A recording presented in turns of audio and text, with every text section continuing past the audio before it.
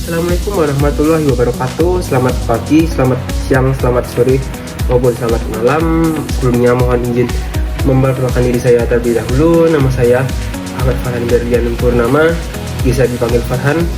Saya bekerja di instansi Akademi Militer, tepatnya di staf direktur pembinaan lembaga. Saya bekerja di bagian logistik, seksi SIMA BMN, dan juga saya bekerja sebagai pengurus toko koperasi Dirjen Akmil. Ya, di sini saya ingin membagikan pengalaman saya saat melaksanakan acara CPNS, tepatnya di sesi agenda 3. Dalam sesi agenda 3 ini ada dua hal yang menjadi sorotan utama bagi saya. Yang pertama ada manajemen ASN, dan yang kedua ada konsep Smart ASN. Kedua hal ini akan sangat menjadi penting bagi kita melaksanakan latsar CPNS. Yang pertama saya akan menjelaskan mengenai apa yang kami pelajari di hari pertama melaksanakan agenda 3. Di sini kami fokus pada dua hal, yaitu manajemen ASN dan juga Smart ASN. Sebelumnya mohon izin, manajemen ASN sendiri itu adalah pengelolaan ASN untuk menghasilkan pegawai yang profesional, bebas dari intervensi politik, memiliki etika profesi, dan bersih dari praktik KKN. Nah, kedudukan dalam peran ASN ini di Indonesia terbagi menjadi dua.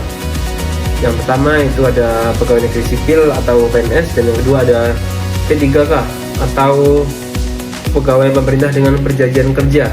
Keduanya sangat memiliki hal penting yang diembannya, yaitu sebagai melaksanakan pekerjaan publik, pelayan publik yang profesional, serta perekat dan pemersatu bangsa.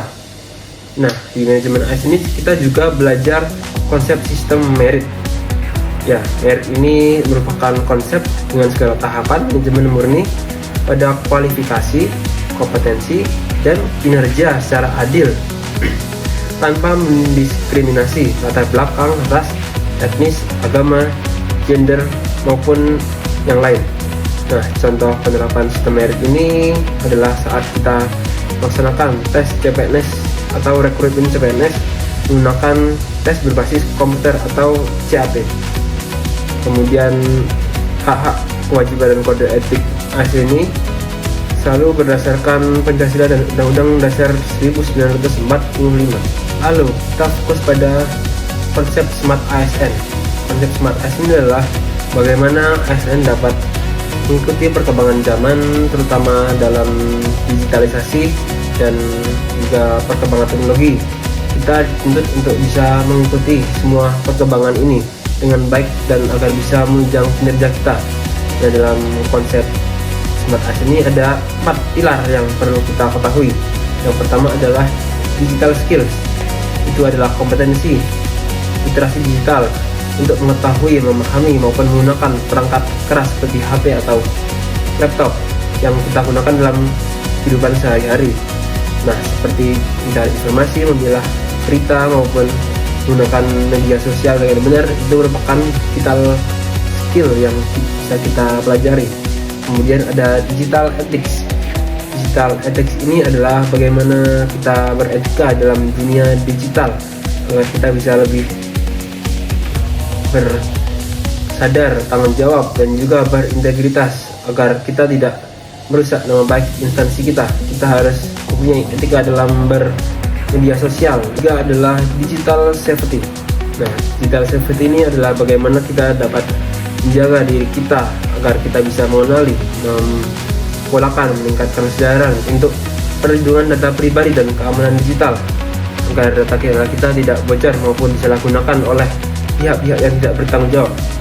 Kemudian yang keempat ada digital culture, adalah bagaimana kita berbudaya, membaca, membiasakan diri, membangun wawasan kebangsaan, dan kita terapkan dalam dunia digital sehingga kita bisa berlaku positif saat di ruang digital.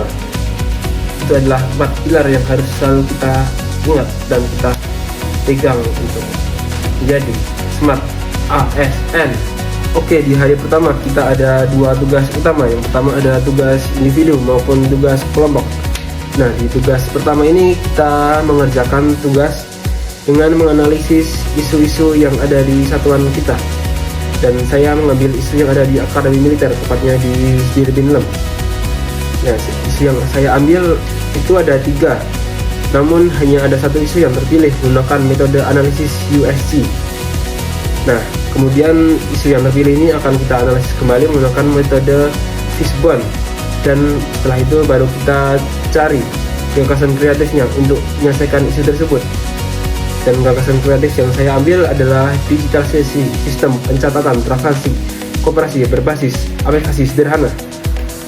Lalu untuk tugas kelompoknya, kami mengerjakan tugas analisis kasus yang ada di Indonesia yang terkait dengan ASN yang tidak sesuai dengan konsep Smart ASN maupun konsep manajemen ASN.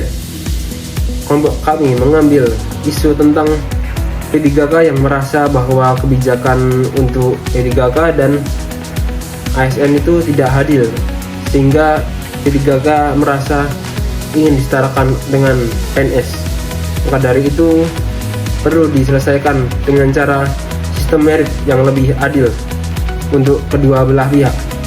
Nah, kemudian kasus untuk Smart ASN, kami mengambil kasus mengenai adanya ASN yang melaksanakan live TikTok saat di jam dinas.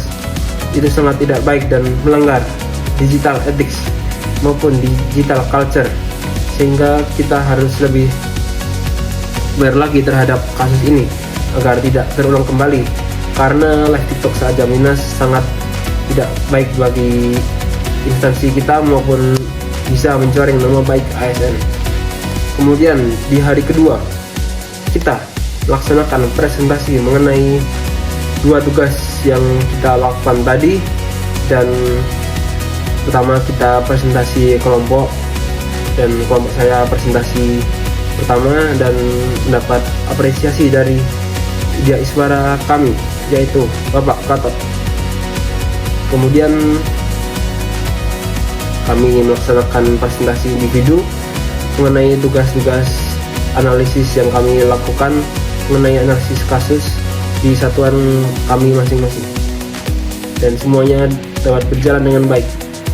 Inti dari kedua konsep yang kami pelajari tadi adalah kita sebagai ASN harus menjadi ASN yang cerdas untuk mengikuti perkembangan zaman, terutama digitalisasi. Kita harus menjadi smart ASN, dan juga untuk manajemen ASN kita harus menjadi ASN yang kompeten, qualified, dan juga bisa menjadi ASN yang berintegritas tinggi, sehingga menjadi ASN yang